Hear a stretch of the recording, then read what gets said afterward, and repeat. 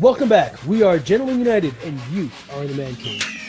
Matt Cutshall and Christopher Lafreniere are the admins to a wildly popular dads-only Facebook group called A Bunch of Dads.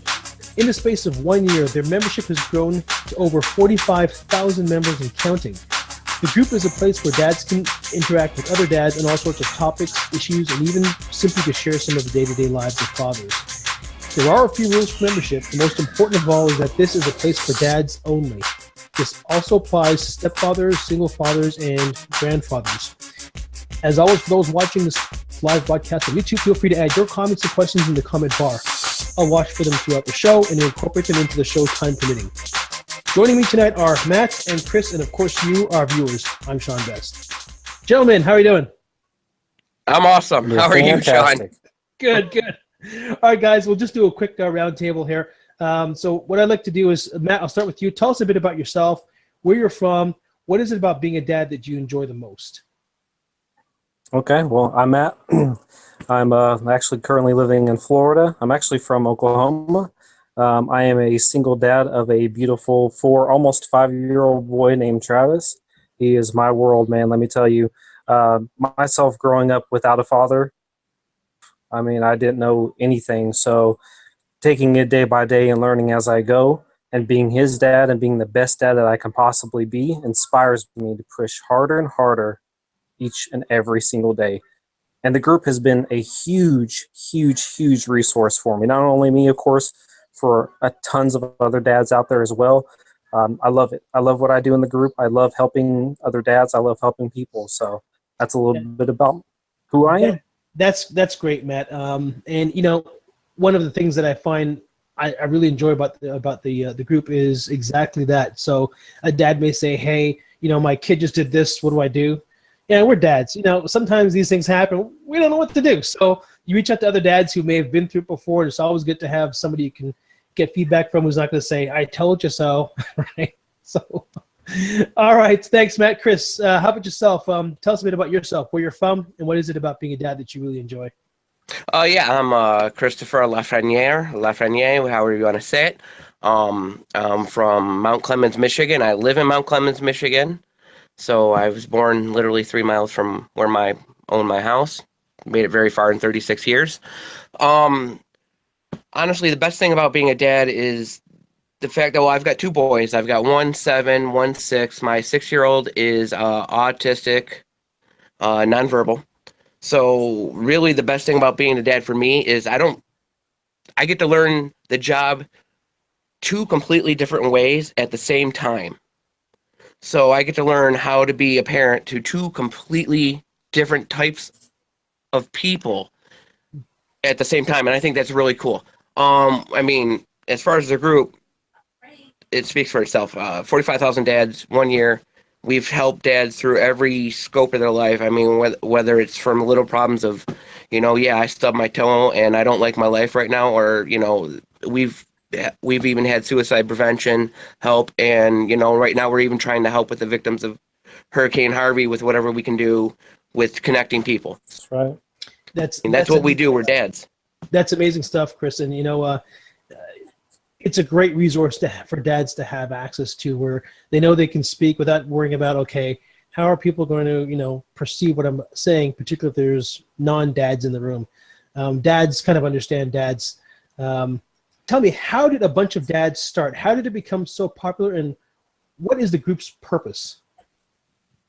Well, Bunch of Dads actually did not start originally with me and Chris, any of the other guys on admin. Bunch of Dads was actually started from Stefan. He started the group that has a huge following. The problem with A Life of Dad is a dad will post on there and say, "Hey guys, I'm going through this. I need advice from another guy." Well, unfortunately, you'll get a lot of women out there that'll say, "Well, I'm not a dad, but well, I don't want to hear from you. I want to hear from another dad." Only a dad can understand what another through. So following, you know, Life of Dad, actually, I believe it was a post that I saw from Chris, actually. And I joined the group, have been heavily involved ever since then. It's grown, of course, to what it is now. But and it's just going to keep going, man. It's going to keep getting bigger and bigger, and we're going to bring more and more to the table and more involved, not only with other dads, but within our community as well. So Let me ask you a question, Travis, now that you're here. Tell us a bit about yourself, where you're from, and what is it about being a dad that you enjoy the most?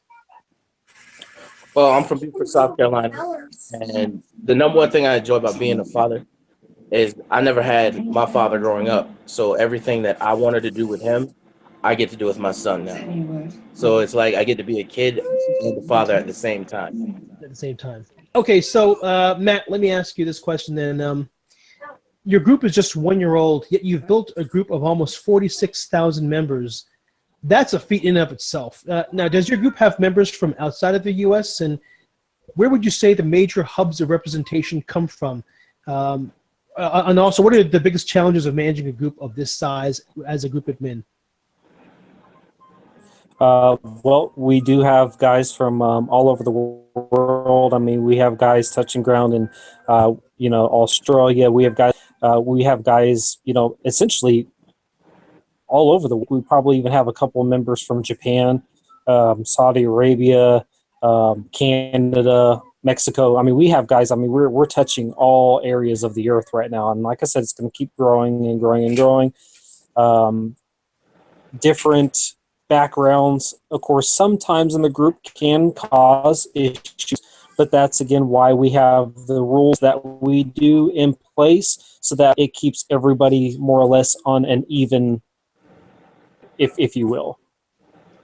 So what's it like trying to, I've been an admin to a couple of pages, but nothing on the scale that you guys are admins to. And I imagine if that happened in a year, it must have taken you, number one, by shock. And number two, it's probably got to be one of those things where you learn as you go, because you've just got so many people joining so quickly. So what are some of the challenges being an admin to a group of almost 46,000 people? Yeah. One of the hardest things for us is with our rules.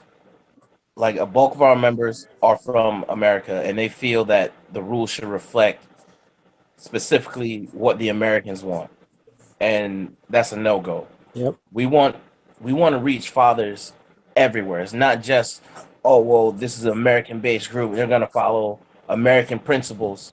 No, there are dads struggling across this planet with custody issues, child support, not being able to see their kids. And that's what we want. This is a support group. Yeah, we're going to talk about our little hobbies here and there. And we're also trying to break those stereotypes that you hear about fathers. We're lazy, we're stupid, we babysit. No, we're parents, and we deserve the same respect that moms do.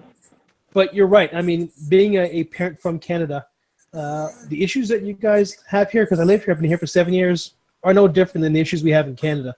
There's some subtle differences, but for the most part, we deal with all the same stuff. Our kids still get sick. Our kids still need to be fed. You still got to put a roof over their heads. You still have to deal with, in some cases, if you're not with, married, baby mama drama. That's not unique to the United States. Yeah. That's just the nature of human beings, right? So there's all that to deal with.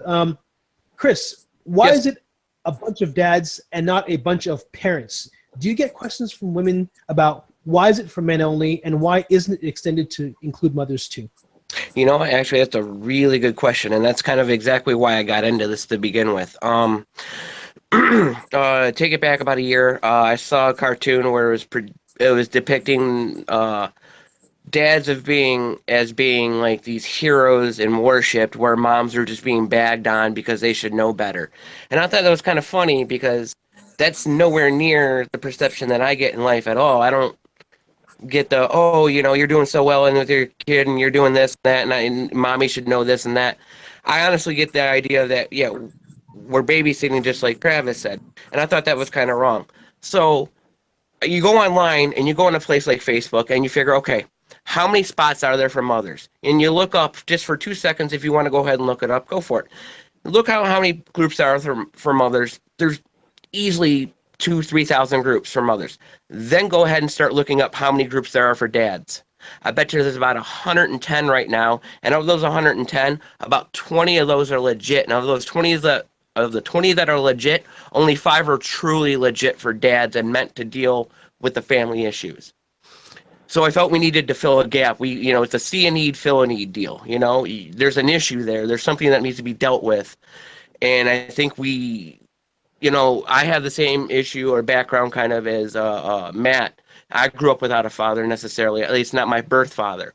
So you get a little overcompensating, and you kind of feel like you need to do better for the next generation because the previous generation or the generation before that wasn't represented correctly. So that's why a bunch of dads, because you know what? Now we do represent correctly. This generation of dads, we care. We care immensely. And we're going to have to pick up some pieces. But you know what? We are absolutely every bit as equal to moms. So we deserve our own spot as well.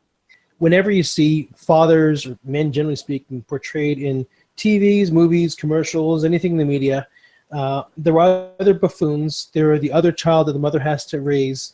They're dangerous or they're absent. And so there aren't any positive images of men in a role where they're parents in a family.